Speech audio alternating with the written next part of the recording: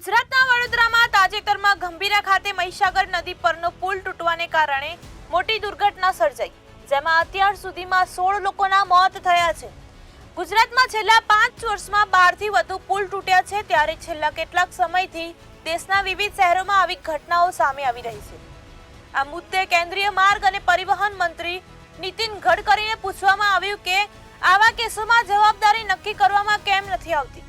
ગડકરીએ જણાવ્યું, દુર્ઘટના એક અલગ બાબત છે, પરંતુ બાંધકામ દરમિયાન ભ્રષ્ટાચાર અને છેતરપિંડી કરવી એ જુદી વાત છે. જો ભૂલ અજાણતા થઈ હોય તો માફ કરી દેવી જોઈએ, પરંતુ જો ભૂલ જાણી જોઈને કરવામાં આવી હોય તો તેની સખત સજા થવી જોઈએ. કેન્દ્રીય મંત્રીએ વધુમાં વધુ કહ્યું કે જો કોઈ કામમાં ગડબડ કરે તો રસ્તામાં કોઈ ખામી હોય તો હું સંબંધિત અધિકારી કે કર્મચારીને છોડતો નથી. હું ઠપકો આપું છું. હવે મારો લક્ષ્યાંક છે કે હું કોન્ટ્રાક્ટરો અને અધિકારીઓની પાછળ લાગીશ. કોઈ ભૂલ થશે તો હું તેમને છોડીશ નહીં. મને મારા ઘરની જેટલી ચિંતા છે એટલી જ ચિંતા રસ્તાઓની પણ છે.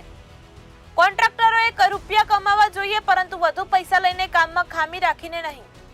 ગુજરાતમાં આ પ્રથમ પુલ દુર્ઘટના નથી. છેલ્લા 5 વર્ષમાં મોરબીથી લઈને મુમતપુરા સુધી 12થી વધુ પુલ તૂટ્યા અથવા ક્ષતિગ્રસ્ત થયા છે.